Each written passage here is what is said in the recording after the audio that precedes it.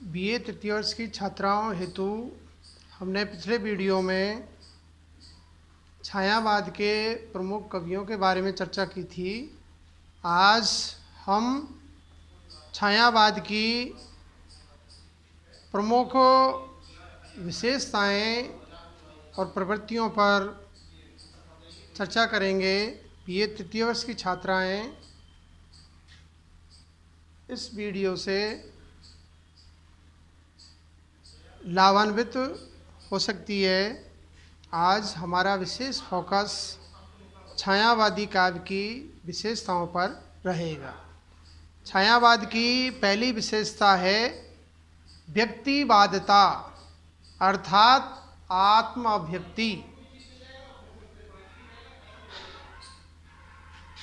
छायावाद की पहली विशेषता है व्यक्तिवादता अर्थात आत्माभिव्यक्ति। नंबर 1, छायावादी कविता द्वैतयुगीन कविता की प्रतिक्रिया में सामने आई है। उसकी अभिव्यक्ति में समाज का यथार्थ चित्रण है, जबकि छायावादी कवि आत्मा की ओर उन्मुख रहा। वह अपने निजीपन को लेकर चला है। जो दुख दर्द सुख सहानुभूति अनुभव की है वह उसकी अपनी है, उसे ही वह काव्य में अभिव्यक्ति देना चाहता है। प्रसाद ने परिचय नामक कविता में आत्मव्यक्ति व्यक्त हुई है। मिला खां वह सुख जिसका मैं स्वप्न देखकर जाग गया, आलिंगन में आते आते मुस्का कर जो भाग गया। अगली दूसरी विशेषता है प्रकृति चित्रण।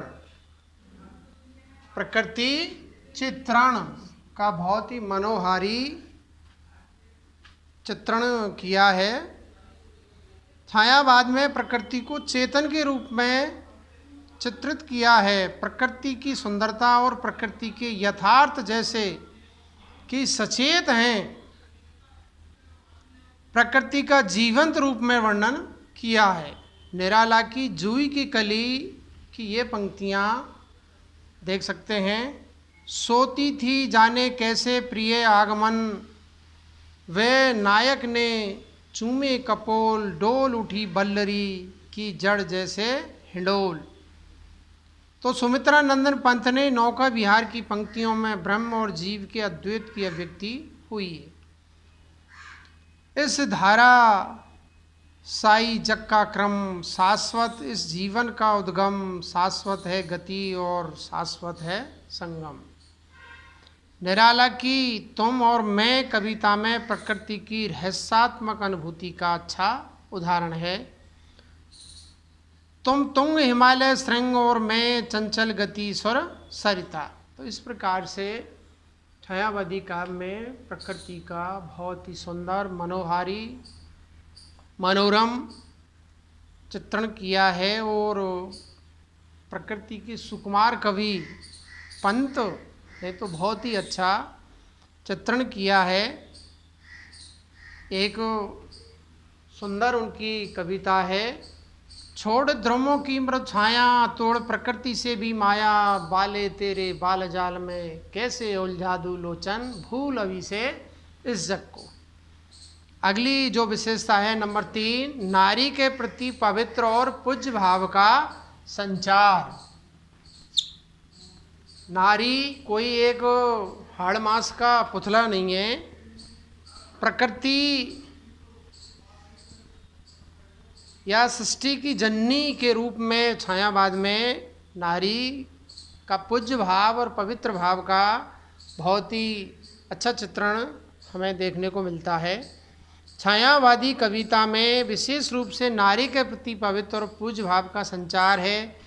रीति युगीन कविता में श्रृंगार के व्यंजना नायक नायिका राधा और कृष्ण या कृष्ण और गोपियों के माध्यम से की गई है, किंतु छायावाद में कवि और पाठकीय चेतना के मध्य में अनुभूति रही है। अन्य कोई भी उपादान वहाँ नहीं है। छायावादी कविता में नारी पूजा और श्रद्धा की प्रतिमा बनकर आई है। उसका स्थूल की अपेक्षा सूक्ष्म और सूक्ष्मतर वर्णन ही अधिक हुआ है। जैसे नारी तुम केवल श्रद्धा हो विश्वास, रजत नग पगतल में पीयूष स्रोत भा करो जीवन के सुंदर समतल में। पंत ने देवी माँ सहचरी प्राण कहकर उसके प्रति अपनी श्रद्धा ही व्यक्त की है। इतने पर भी यह सच है कि इस काम में प्रिय का रूप ही प्रधान है, किंतु वे एक ऐसा रूप है जिसमें कामुकता की गंध नहीं है। अगली जो विशेषता है प्रणय भावना, प्रेम का चित्रण। छायावादी कविता की एक विशेषता प्रणय भावना है। वास्तव में छायावाद सौंदर्य सरोवर की तरंगों से युक्त प्रणयानुभूति का काव्य है। रीति काल में जो प्रेम वासना के पंख में फंसकर गंधला हो गया था और प्रिया के अधरों पर जो पान पीक के धब्बे लगे थे, उन्हें छायावादियों की पवित्र अनुभूतियों ने पहुँच दिया है। छायावाद में प्रेम तन से मन की ओर गया है। जैसे नील परिधान बीच सुकुमार खुलरा मृदुल अधखुला अंग खिला हो ज्यों बिजली का फूल मेघवन बीच गुलाबी रंग। अगली जो विशेषता है छायावादी काव्य की वो है सौंदर्यानुभूति। छायावाद की एक अन्य विशेषता सौंदर्यानुभूति है। छायावादी कवियों की सौंदर्यानुभूति में नारी सौंदर्य और प्रकृति सौंदर्य के सूक्ष्म व्यंजक और मार्मिक चित्र देखने को मिलते हैं। पंत प्रसाद निराला और महादेवी सभी की कविताओं में नारी के प्रति एक सूक्ष्म सौंदर्यदर्शी भाव मिलता है। जैसे तुम्हारे छूने में था प्राण संग में पावन गंगा स्नान, तुम्हारी वाणी में कल्याणी त्रिवेणी की लहरों का गान। अगली छठी विशेषता है नंबर 6,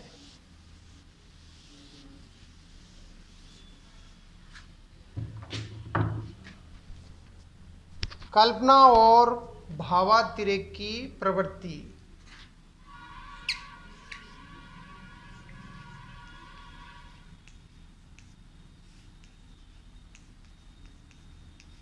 कल्पना और भावातिरेक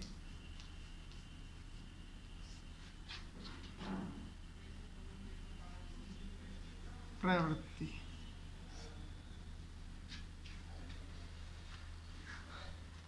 कल्पना की प्रवृत्ति और भावातिरेक भी छायावाद की एक प्रमुख विशेषता रही है। कल्पना भक्ति काव्य में भी थी, किंतु वहाँ मर्यादा की डोर से बंधी हुई थी। इसी प्रकार रीति युग में कल्पना आशयदाताओं की दीवार में कैद रही। जब यही कल्पना छायावादियों तक पहुँची तो वह नए रूप रंग में पुनर्जीवित हो उठी। उदाहरण के लिए हम निम्न पंक्तियाँ देख सकते हैं। हिमगिरी के उत्तुंग शिखर पर बैठ सला की शीतल छां, एक पुरुष भीगे नैनों से देख रहा था प्रलय प्रभा। नीचे जल था ऊपर नभ था, एक तरल था एक सघन था, एक तत्व की ही प्रधानता, उसे जड़ कहो या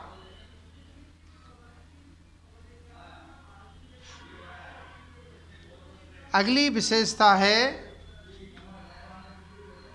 वेदना।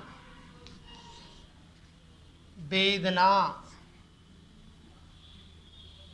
वेदना अवसाद और नैराश्य का स्वर। वेदना अवसाद और नैराश्य का स्वर। वेदना दुख दर्द अवसाद का और निराशा का बहुत ही अच्छा चित्रण छायावादी कवियों ने किया है। वेदना अवसाद और निराशा का स्वर भी छायावादी काव्य में देखने को मिलता है। आलोच्य काव्य में ये भावनाएं दो कारणों से आई है, जीवनगत असफलता के कारण और स्थिति विशेष की तत्कालीन प्रतिक्रिया के परिणाम स्वरूप अन्य छायावादी कवियों के बजाय महादेवी की कविता में वेदना और पीड़ा तथा अवसाद का अत्यधिक चित्रण हुआ है। जैसे इन ललचाई पलकों पर पैरा जब था बिरला का, साम्राज्य मुझे दे डाला उस चितवन ने पीड़ा का, मिलन का मत नाम लो मैं विरह में चिर हूँ। आज इतना ही, और आगे कल हम छायावाद की शेष विशेषताओं के बारे में चर्चा करेंगे। आज इतना ही, धन्यवाद।